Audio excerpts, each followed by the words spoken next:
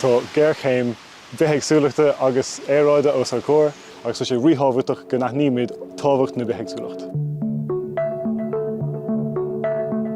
Tá an-áthas ar bheith libhniu ag an ócáid seo Caint Choill ag gCoill Ghobnait an seo i Bhaile Mhúirne. Inniu be muidir ghlacha siúlóid all-in tríd an Choill bhreá seo atá ó gcoinne Bhaile Mhúirne chun brathnú ar roinnt spéisiús agus gnáthóga a labhairt faoi cadatá faoi bhagart.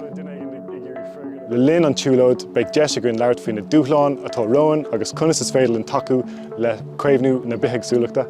Tá sé ríthbhairteach go mbeadh eolas ag an bubal ar na héifachtaí atá ag an laidú seo ar an mith agsúlacht agus ar an gCoill. Is plan de deasí seo, is blá deas é ach níl sé faoi bhlá ag an nóid seo, tá sé hena féin imithe. Seo an seamsóg agus is féidir é ithe más mílimh. Is féidir duilleog go thugáil agus tá blas citrus air. An annach chud duna spéisiú seo, bíonn siad faoi bhlá nuair nach mbíonn na duilleog ar na chrainn. Tá siad géirí tapú an deis sin nuair aonn siad an níos mó suas na gréine, basically. Seo cabáiste an bhródúil, ná St. Patrick's cabbage. Agus ní áitir an planta seo ach an seo in éireann agus an sin na dúisceart na Spáin agus na Phortaingéil. Cé go bhfuil mé sa fust le tamil beag tám lánsásta a bheith lunathe anois i Bhaile Mhúirne.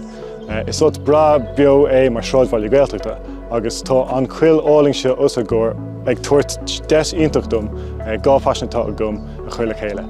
Mo chun Gaeilge a úsáid agus sebhas a chuir leis agus comá stadair agus méisiú dhéanamh ar an dúlra sebhar atá a gcuin sa Caint.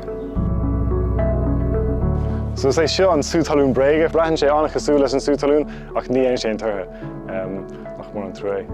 Ach fósta sé andasaí eáil seo agus cílíonn sé gur gcuimiid leis de seanna Choill. Well, is é seo an elm freisin, so an leabháin ceapan mas Gaeilge agus tá galar ag annach dó freisin, so tá siad an. So dus go sé mahúla really muintir síos fécinn na crainn mór ímpláring. Bhuiine mar an hena bhas, bhí sé an smúil agus mollim go mór é. Thug an siúlóid seo deistim fiochantar nuair dí a timpealarm na tarna, na craíing, an fástrach agus na fianna sí a léiríonn gur bé seanna chuile bhíonn so fadó.